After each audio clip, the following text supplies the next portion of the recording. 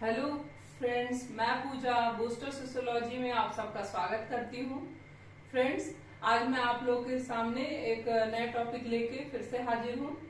जैसे हम लोगों ने कल एक टॉपिक पे पूरा जो भी माइन्यूट डिफरेंस था, जो भी डाउट था आप लोग का, उसे हमने क्लियर किया। आज हम फिर एक बहुत ही इम्पोर्टेंट और इंटरेस्टिंग टॉपिक लेके आई हूँ और यहाँ पे भी प्राय आप लोग को कंफ्यूजन होता है।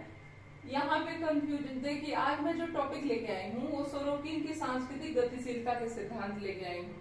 इसमें ये 3 प्रकार की गतिशीलता को बताते हैं कि पहले संस्कृति कौन सी होती है, उसके बाद से कौन सी होती, फिर कैसे चेंज हो जाती है। तो यहाँ पे इनकी जो भौतिक, अभौतिक और आदर्शात्मक संस्कृति बताए हैं, यहाँ तक तो चीजें समझ में आती है। उसके बाद से आप लोगों को कंफ्यूजन कहाँ होता है, जब ये एक ही संस्कृति के लिए अलग अलग शब्दों का प्रयोग हो जाता है। जैसे कि ये भौतिक संस्कृति है, तो इस भौतिक संस्कृति के लिए चेतनात्मक संस्कृति भी, इंद्रिय परक संस्कृति, अनुभवात्मक संस्कृति, अलग अलग शब्दों का प्रयोग होता है। ऐसे ही अभौतिक है तो इसके लिए भावात्मक, विचारात्मक, आदर्शवादी। तो जैसे ही इन शब्दों का प्रयोग होता है, आप लोग कंफ्यूज हो जाते हैं कि हम कैसे आइडेंटिफाई करें कि ये भौतिक है या अभौतिक है।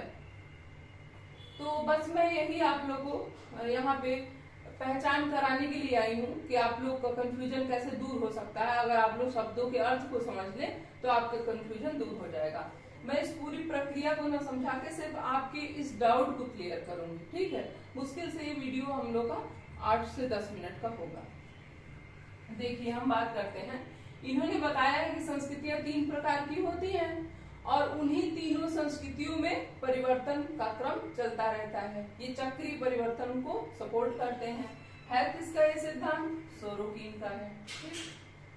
तो अब हम बात करते हैं कि अगर कोई संस्कृति भौतिक है, ठीक, तो अगर भौतिक है तो इसका मतलब कि हम उसको छू सकते हैं, हम उसे देख सकते हैं, हम उसे चख सकते हैं, हम उसे सूंघ सकते हैं, ठीक, वही हमारी भौतिक संस्कृति होगी। तो ये बताइए कि जो चीज हम छू सकते हैं, देख सकते हैं, खा सकते हैं, पी सकते हैं, तो उसी का तो हम अनुभव भी करेंगे। जब हम किसी चीज को छुएंगे ही नहीं, जैसे मैं ये बोर्ड बताऊं कि बोर्ड ठंडा है, तो हमने कैसे जाना, हमने ये अनुभव कैसे किया कि ठंडा है? क्योंकि ये भौतिक है, इसीलिए हम उसको टच करके ये बात जान पाए, ठीक। और देखिए, जो भौतिक है, जिसका हम अनुभव कर पाएंगे, उसी को तो हम इंद्रिय परक कहेंगे, क्योंकि हमें अनुभव किससे होता है? हमारे इंद्रियों से होता है। अगर हम किसी चीज को कह रहे हैं कि बहुत सुंदर है, किसी चीज को कह रहे हैं बहुत खराब है, कोई चीज हम छू के कह रहे हैं कि खुरदुरा है, कोई कह रहे हैं प्लेन है, कैसे जान रहे हैं? अपनी इंद्रियों से। अगर हम कुछ सूंघ पा रहे हैं तो अपनी नाक से सूंघ पा रहे हैं, ये भी तो इंद्रियां हैं। अगर हम कोई चीज खुरदुरा बता रहे हैं तो अपने स्पर्श इंद्रियों से बता रहे हैं, ये भी इंद्रियां हैं। तो कुछ भी अगर हम देख रहे हैं तो हमारी आंखों, अपनी आंखों से देख रहे हैं। तो जो भी भौतिक है उसी का हम अनुभव कर सकते हैं, और अनुभव कैसे करते हैं? तो अपने इंद्रियों से करते हैं।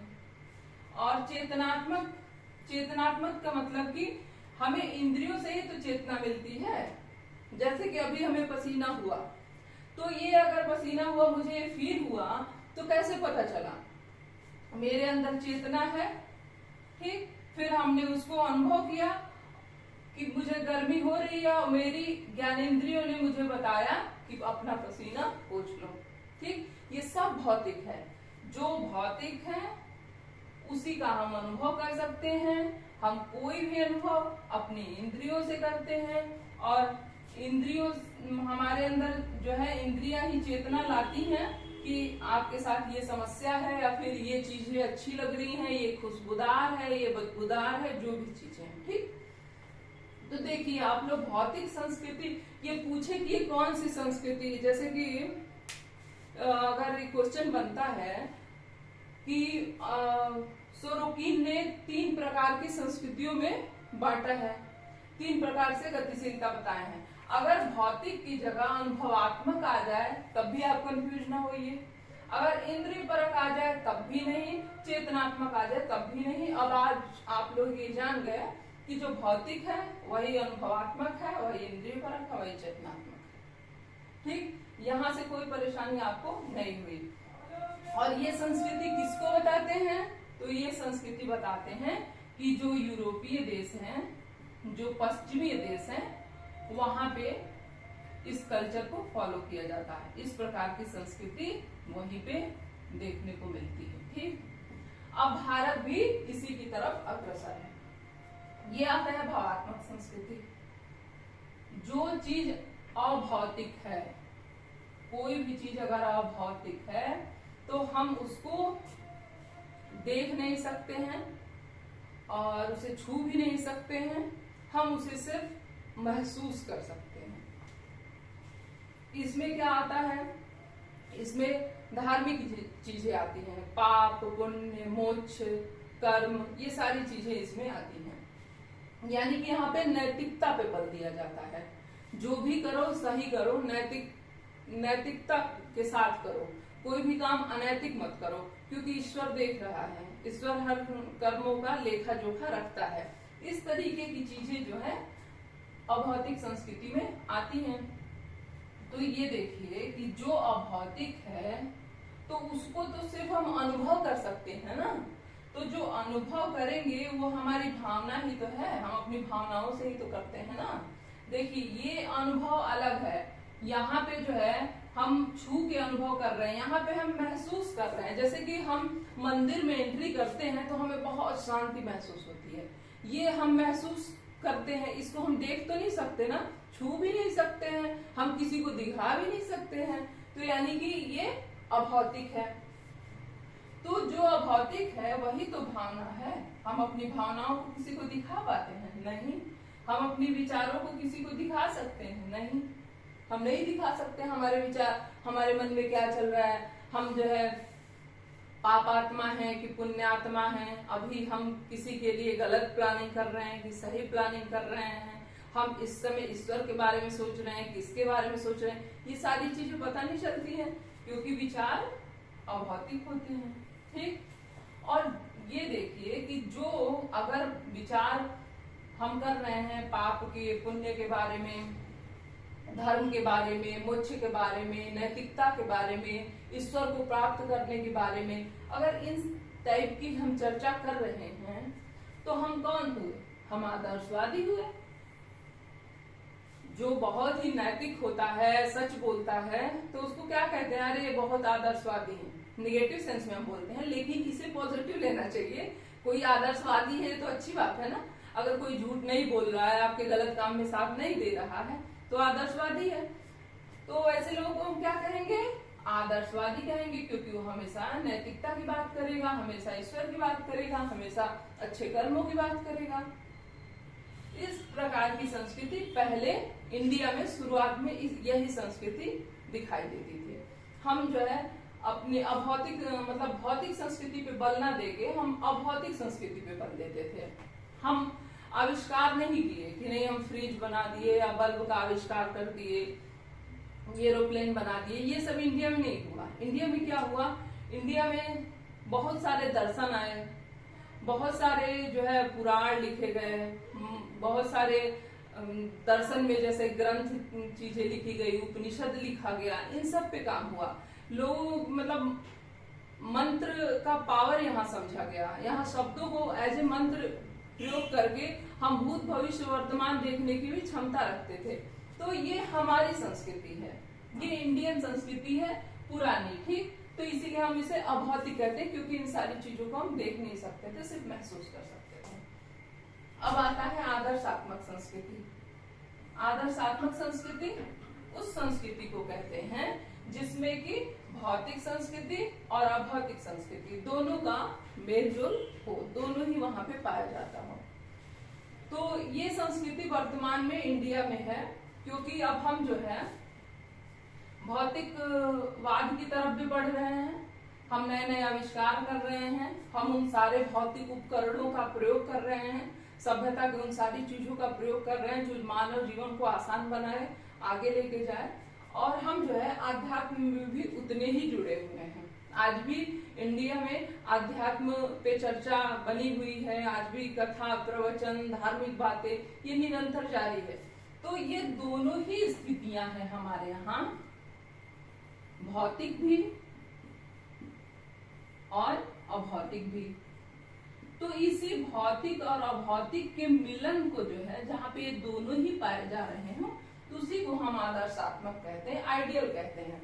देखिए, जो भी व्यक्ति बैलेंस हो, कि उसको जो है बहुत गुस्सा भी ना आता हो और ऐसा भी नहीं कि उसको मारा पीटा जाए तब भी वो कोई प्रतिक्रिया नहीं कर रहा है, वो हर तरीके से बैलेंस हो, अपने मतलब विचारों को लेके, अपने फिजिकल मतलब एक्टिविटी को लेके, या फिर किसी भी प्रकार के बायसनेस में ना जाके वो निष्पक्ष होके बोलता है, तो ऐसे लोगों को हम क्या कहेंगे? कहेंगे कि ये इंसान मेरे लिए आइडियल है, क्योंकि वो जो है गलत का साथ नहीं देता है और ना ही जो है पूरी तरीके से सही के पीछे अड़ जाता है, वो तार्किक है।